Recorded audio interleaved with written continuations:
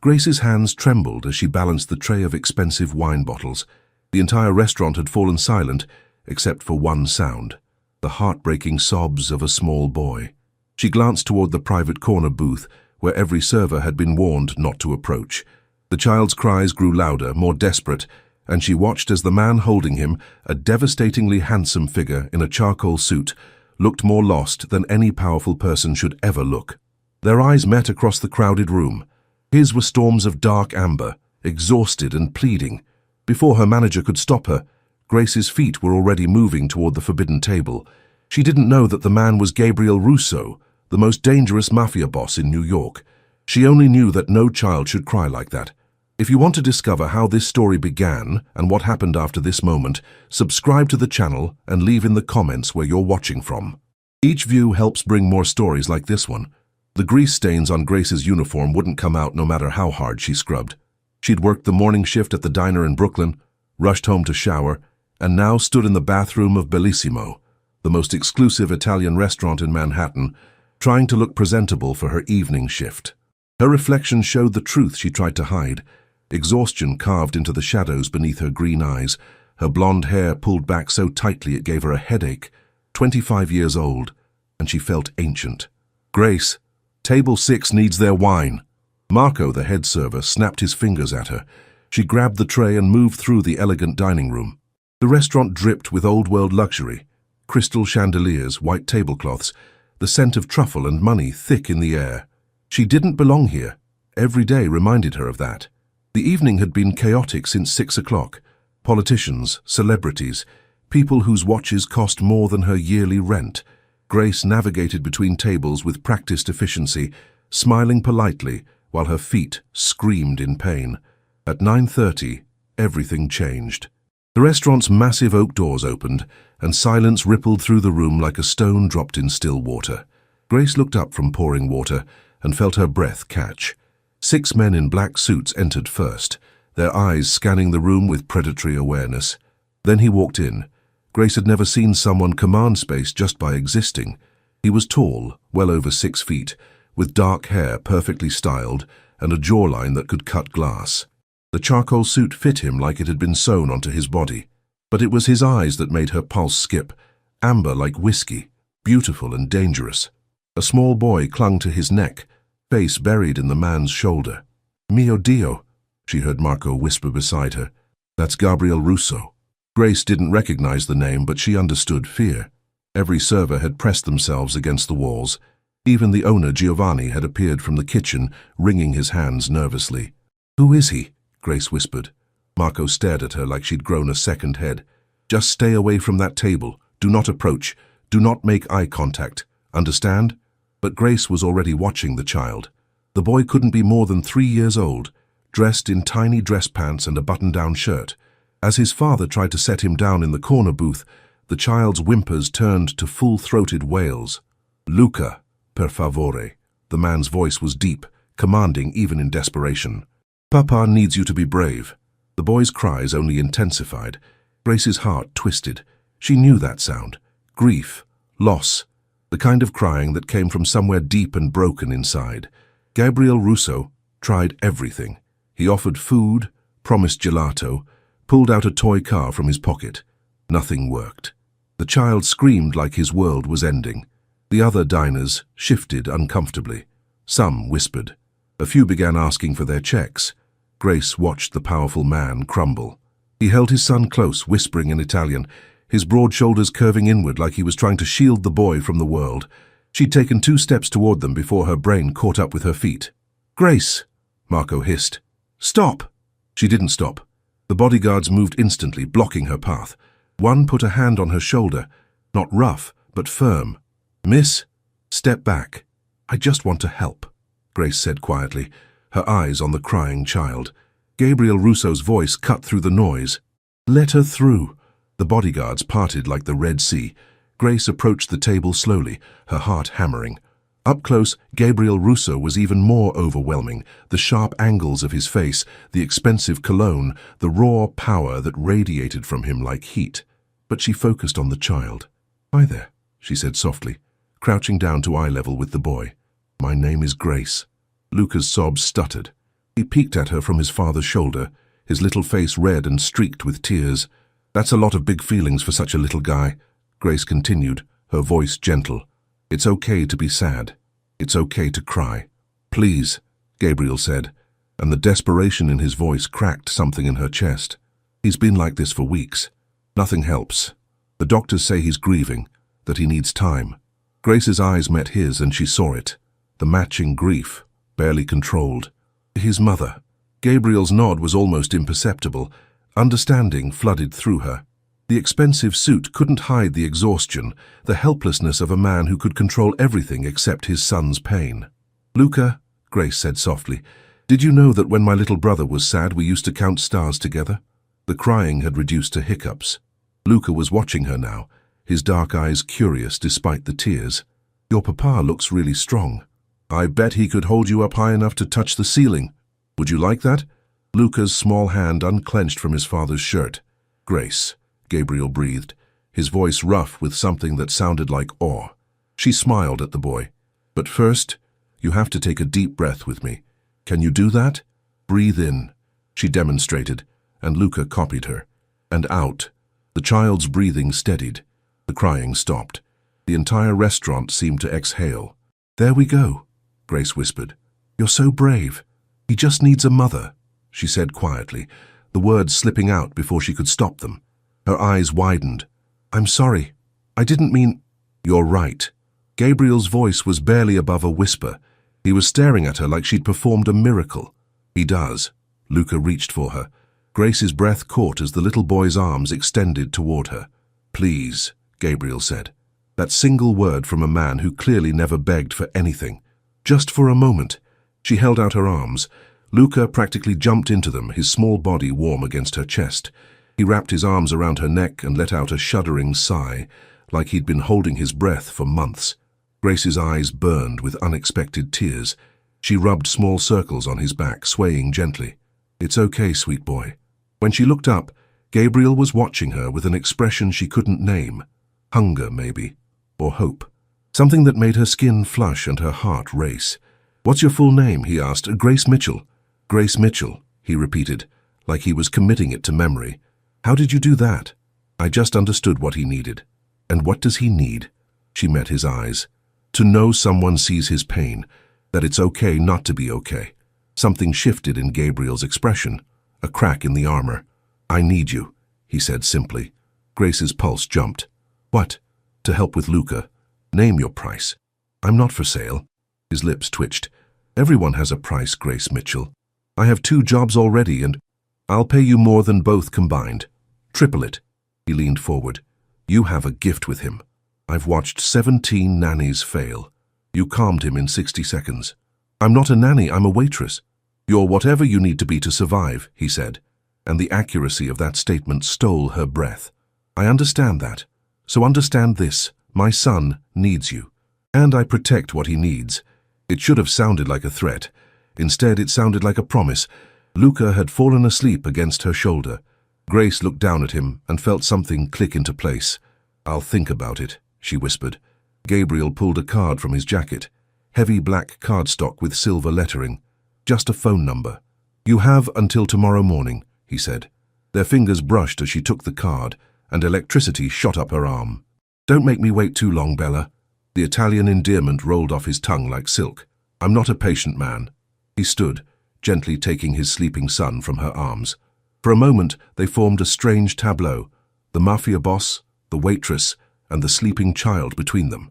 Then Gabriel Russo walked out of the restaurant, his guards falling into formation around him.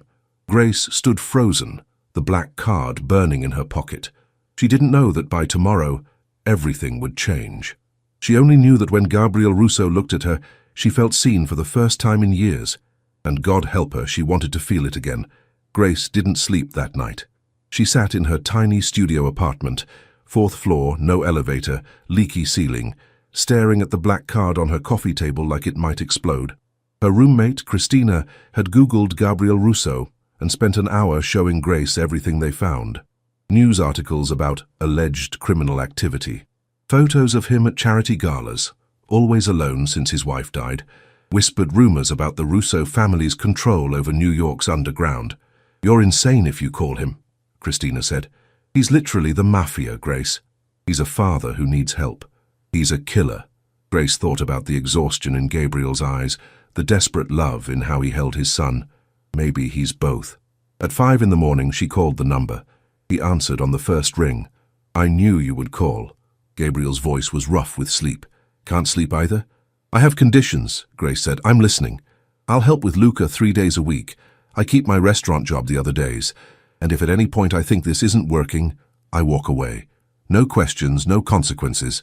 Silence stretched between them. When he spoke again, his voice had changed. Harder. You think I'd hurt you for leaving? I don't know what you'd do. That's the problem. Another pause. Then, surprisingly, fair enough, I agree to your terms with one addition.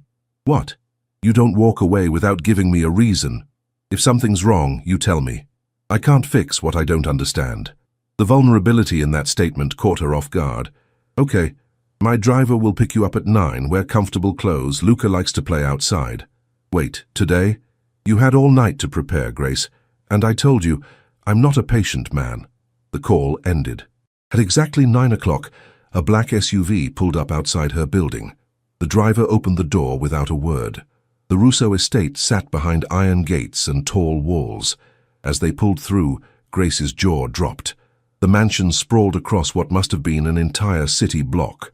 Stone facades, manicured gardens, a fountain in the driveway that cost more than her existence. The front door opened before she could knock. An older woman with sharp eyes stood waiting. Miss Mitchell, I'm Rosa, the house manager. Mr. Russo is expecting you.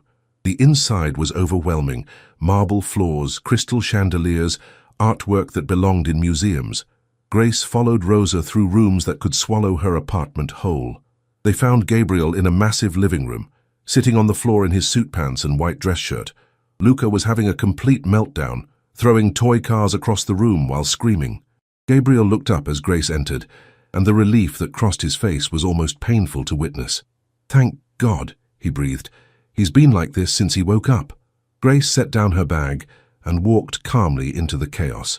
She sat on the floor a few feet from Luca, not approaching, just being present. That looks like a lot of mad, she said conversationally. Big, huge, enormous mad. Luca threw another car. I get mad too sometimes, Grace continued. Yesterday I was so mad at my broken refrigerator that I wanted to throw it out the window, but it was too heavy, so I ate ice cream for dinner instead. Luca's screaming softened to angry huffs. Your papa looks pretty worried. See his face? That's his worried face. The boy glanced at his father, then quickly away. I bet if you used words instead of throwing, he'd understand better. Want to try? Luca's little face scrunched up. Mama, he whispered. Want Mama? Grace's heart shattered. She glanced at Gabriel, who'd gone completely still. I know, sweetheart, Grace said softly. I bet you miss her so much it hurts. Luca nodded, tears streaming down his cheeks. It's okay to miss her. It's okay to be sad and mad. Your mama loved you so much, didn't she? Another nod. She'd want you to be happy again someday, not today, maybe not tomorrow, but someday. Until then, your papa is here. He's pretty big and strong. Think he could give good hugs? Luca looked at his father, uncertain. Gabriel's voice cracked. The best hugs, Piccolino, I promise. The boy launched himself at his father. Gabriel caught him, holding tight, his eyes squeezed shut as Luca sobbed against his chest. Grace started to stand to give them privacy, but Gabriel's hand shot out and caught her wrist. Stay, he said hoarsely. Please. So she stayed, watching a Mafia boss cry silent tears into his son's hair. After Luca fell asleep, Gabriel carried him upstairs. Grace waited until Rosa brought her tea. He hasn't cried since she died, Rosa said quietly. Mr. Russo, he's been stone, but you made him feel again. When Gabriel returned, he'd changed into dark jeans and a black t-shirt that showed the edge of a tattoo on his neck. He looked younger like this, less terrifying. I need a drink, he said. Join me? Grace followed him to his study. Leather, dark wood, floor-to-ceiling windows overlooking the city. He poured 2 glasses of amber liquid. I don't usually drink during the day, Grace said. I don't usually fall apart in front of strangers. He drank deeply. You're dangerous, Grace Mitchell. I'm the opposite of dangerous. That's what makes you so lethal. He moved closer. You slip past defenses without trying. You make people feel things they've buried. Maybe that's not a bad thing. In my world, feelings get you killed. Then maybe your world is wrong." Gabriel laughed. Short, sharp, surprised. "You have no idea what my world is like." "You're right, I don't. But I know Luca needs more than a father who's turned himself to stone." They stared at each other, the air crackling with tension. Gabriel's phone buzzed. He glanced at it, and his entire demeanor changed, shoulders straightening, jaw hardening. "I need to handle something," he said. "Rosa will show you Luca's room, his schedule. I'll be back before dinner. Is everything okay?" His smile was sharp. "Just business, Bella. Nothing for you to worry about." But as he walked past her, he paused, his hand hovering near her cheek without quite touching. "Thank you for today. It's my job now." "No." His amber eyes bored into hers. "This stopped being just a job the moment you held my son." He left, taking 6 armed men with him, and Grace stood alone wondering what kind of business required that much firepower. She was learning that Gabriel Russo had 2 faces, the gentle father and the ruthless boss, and God help her, she was drawn to both. 3 weeks passed like a dream. Grace fell into a rhythm. 3 days with Luca, 3 days at the restaurant, 1 day trying to remember what sleep felt like. The money Gabriel paid her was obscene. She'd already paid off her credit card debt and had enough left over to fix her car. But money wasn't why she stayed. Luca was transforming. He smiled now, laughed even. He'd started calling her Gracie in his sweet voice. They developed routines, breakfast together, playing in the garden, reading stories before nap time. And Gabriel was the problem. He came home earlier now, joined them for dinner, sat with them during bedtime stories, his large frame squeezed into a child-sized chair. Grace caught him watching her constantly, when she danced with Luca to silly songs, when she wiped juice off his chin, when she simply existed in his space. The attraction between them had grown from a spark to a wildfire. "You're staring again," Grace said one evening after Luca had gone to sleep. They were in the garden, the city lights glittering below them. "Can't help it." Gabriel's voice was rough. He'd had several drinks and his defenses were down. "You've brought light back into this house, into him, into me." "Gabriel, do you know how long it's been since I felt anything besides rage and grief?" He moved closer. 8 months. Then you walked into that restaurant and looked at me like I was human. You are human. I'm a monster, Grace. I've done things that would make you run screaming. Then why haven't you told me what they are?" He laughed darkly. "Because I'm selfish. Because I want you to keep looking at me the way you do, like I'm worth saving. Everyone is worth saving. Careful, Bella. That optimism will get you hurt." His hand came up, finally making contact, his fingers tracing her cheekbone. "Especially around me." Grace should have pulled away, should have remembered that this man was dangerous, that she was an employee, that this was insane. Instead, she leaned into his touch. "I'm not afraid of you. You should be." "Why? Because you run a criminal empire? Because people fear you?" She met his eyes. "I've seen you cut Luca's sandwich into dinosaur shapes. I've watched you panic over a scraped knee. I've heard you sing Italian lullabies off-key. That's who I'm afraid of. The man who makes me feel things I shouldn't." Gabriel's thumb brushed her lower lip and she gasped. "Grace," he warned, "if you don't walk away right now, I'm not walking anywhere." He kissed her. It wasn't gentle. It was months of grief and loneliness, and desperate need poured into the touch of lips and hands and breath. Grace melted into him, her fingers tangling in his hair as he pulled her closer. When they finally broke apart, both breathing hard, Gabriel pressed his forehead to hers. "This is dangerous," he whispered. "I know. You deserve better than me. I'll decide what I deserve." He pulled back to look at her, amber eyes burning. "You're under my protection now. You understand what that means? That you'll keep me safe. That I'll burn the world down if anyone touches you." It should have scared her. Instead, warmth bloomed in her chest. Glass shattered somewhere in the house. Shouts erupted. Gabriel's entire body went rigid. He shoved Grace behind him, a gun appearing in his hand from seemingly nowhere. "Stay behind me," he commanded. This was the Mafia boss, cold, deadly, efficient. They moved through the house, more shouting, Rosa screaming. They burst into the foyer to find 5 men in black masks. One held Rosa with a knife to her throat. Another had Luca, the boy screaming and reaching for his father. Grace's blood went cold. "Russo," one of the masked men said, "we've been waiting. Let them go." Gabriel's voice was Arctic death. This is between us. No. This is about sending a message. You killed our boss's brother. Now we take what you love. The man holding Luca moved toward the door. Everything happened in slow motion. Gabriel raised his gun. The other masked men raised theirs. Rosa sobbed. Luca screamed, and Grace did the stupidest, bravest thing of her life. She ran toward Luca. "No!" Gabriel roared. Gunshots exploded through the foyer. Grace felt something hot tear across her arm, but she didn't stop. She reached Luca, ripping him from the masked man's grip, and threw herself to the floor, curling around the boy's body. More gunshots. Shouting. The thunder of footsteps as Gabriel's security team flooded the house. Then silence. Strong hands pulled Grace up. She clutched Luca tightly, feeling his heart hammering against hers. "You're okay, baby. You're okay. I've got you." "Grace." Gabriel's voice cracked. He was in front of her. Blood splattered across his face and shirt. "Grace, you're bleeding." She looked down. Blood soaked her sleeve, but Luca was unharmed. That was all that mattered. "I'm okay," she said. "He's fine. Because of you." Gabriel's hands were shaking as he reached for them both, pulling them against his chest. "Madonna Santa, Grace. You could have been killed. So could he." "But you—" He couldn't finish. His arms tightened around them. "You beautiful, stupid, brave woman." Paramedics arrived. Police came and went without asking questions. Grace noted that.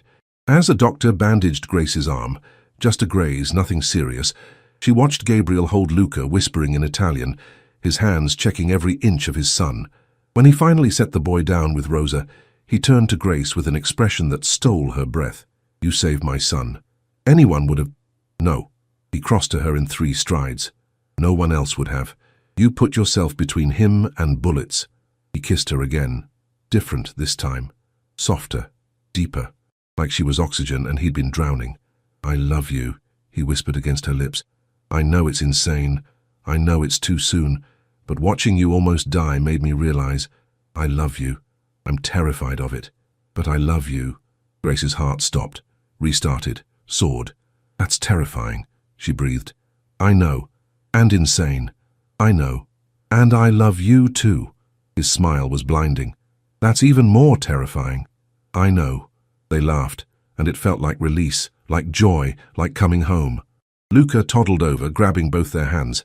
"Gracie stay?" Grace looked at Gabriel. He looked at her. "Always," they said together. The next morning, Grace woke up in a guest room, her arm properly bandaged, wearing borrowed silk pajamas, surrounded by luxury. She found Gabriel in his study on the phone, speaking rapid Italian. When he saw her, his expression softened, and he ended the call immediately. "You should be resting." "I'm fine." "Gabriel, we need to talk about last night." He poured coffee, handed her a cup. "I've tripled security. No one will get close again." "That's not what I mean. Those men, they came because of you, because of what you do." "Yes." The simple admission hung between them. Grace sat down carefully. "Tell me the truth. All of it." Gabriel was quiet for a long moment. When he finally spoke, his voice was stripped of all pretense. "My family has controlled organized crime in New York for 3 generations. I inherited the empire when I was 23, and my father was murdered. I've killed people, Grace, ordered deaths, broken laws that would put me in prison for life." He met her eyes. "I'm exactly what you fear, a criminal, a mobster, the monster everyone thinks I am." Grace processed this. Luca's mother, how did she die? Pain flickered across his face. "Car bomb. Meant for me. She was 8 months pregnant with our second child. They both—" He stopped. "I destroyed that rival family. Every single member. Jesus, Gabriel, this is my world. If you stay—" His voice roughened. "If you stay, you become part of this. Luca already loves you. He turned away. "I won't watch another woman I love die because of me." Grace stood, moved to him, forced him to look at her. "Don't I get a choice in this? You don't understand the risk. Then explain it to me. Show me your world. Let me decide if I'm strong enough." "Grace, I jumped in front of bullets for your son. You think I did that on impulse? I did it because I'm already in this, Gabriel. I fell in love with both of you and I don't regret it. So stop trying to protect me by pushing me away." His hands cupped her face, his forehead pressing to hers. You're the bravest person I've ever met. Or the stupidest. That too. He smiled, but it faded quickly. If you stay, there are rules. You don't go anywhere without security. You learn to shoot. You tell me everything. Any threats. Anything unusual. Okay. I mean it, Grace. In my world, information keeps you alive. I understand. And, he hesitated, you should know that other families will see you as weakness. They'll see Luca as leverage. What you did last night will make you famous. Grace Mitchell, the waitress who took a bullet for Gabriel Russo's son. I didn't take a bullet. I got grazed. Don't minimize what you did. His grip tightened. You're a hero, my hero, Luca's hero, and now you're also a target. The weight of that settled over her. I'm still not leaving. Stubborn woman. You love it. I do. God help me. I do. Over the next week, Grace's life transformed completely. She quit the restaurant, Gabriel's insistence, moved into the mansion. You're safer here. Started training with his security team. She also learned about Gabriel's legitimate businesses, real estate, restaurants, construction. Not everything he did was illegal. The man was a study in contradictions, ruthless boss and gentle father, feared killer and generous philanthropist. You donate millions to children's hospitals, Grace said one evening. Guilt money, he replied from where he was reading to Luca. Or maybe you're not as bad as you think. Don't romanticize me, Bella. I'm still a monster who cries at Disney movies. Once. I cried once. 3 times. I counted. Luca giggled, and Gabriel shot Grace a mock glare that was completely undermined by his smile. These moments, domesticity mixed with danger, became her new normal. She also met the other families.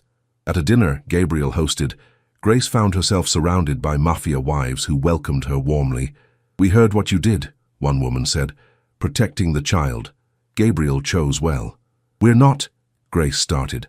Oh, honey, the woman laughed. That man looks at you like you hung the moon. Trust me, you're already his. That night after everyone left, Gabriel found Grace on the balcony, overwhelmed. Your world is nothing like I imagined. Disappointed? Fascinated? She turned to face him. They all respect you, even fear you, but they also trust you. He smiled. You see the best in everyone. I see the truth. She moved closer. You're a good man in impossible circumstances. You make it sound noble. It's not. Maybe not, but it's human, and that's enough for me. Gabriel pulled a small box from his pocket. Grace's breath caught. I know it's fast, he said. I know this world is insane, and I'm asking you to dive into danger every day. But Grace... He opened the box, revealing a stunning diamond ring surrounded by emeralds. I don't want to waste another second. Life is too short, too fragile. Marry me. Be Luca's mother. Be my wife. Let me spend the rest of my life trying to deserve you. Grace's eyes filled with tears. Yes. You didn't even think about it. I've been thinking about it since the moment you kissed me. Yes, Gabriel, yes to all of it.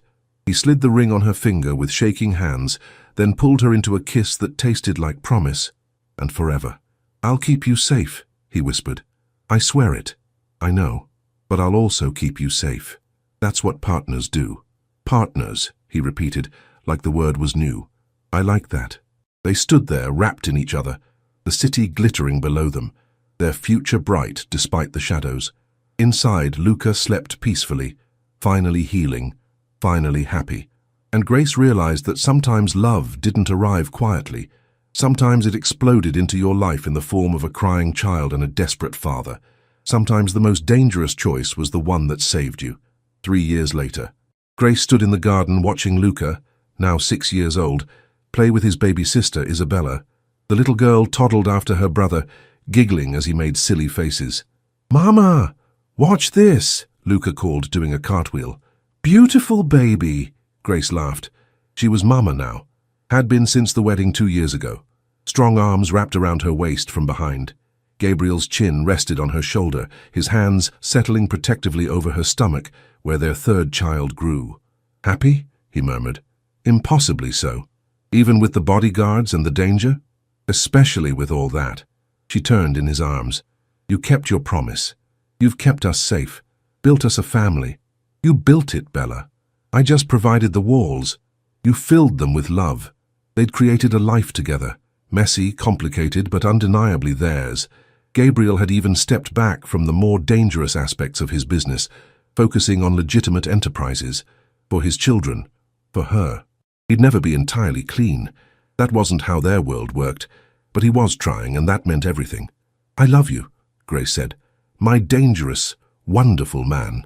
"I love you more," he replied, kissing her softly. "My brave, stubborn, perfect wife." Luca ran over and crashed into their legs. Isabella followed, and Gabriel scooped them both up, making them squeal with laughter. Grace watched her family, her impossible, perfect family, and thought about that night in the restaurant when a little boy wouldn't stop crying. She'd walked toward danger without thinking. She'd said yes to love without hesitation, and it had given her everything. Sometimes the best stories begin with the bravest choice. Sometimes you have to step into the unknown to find your home. And sometimes a crying child leads you to exactly where you're meant to be. This story has come to an end. If it touched your heart in any way, leave your like and share with someone who also enjoys emotional stories. New stories coming soon. Until next time.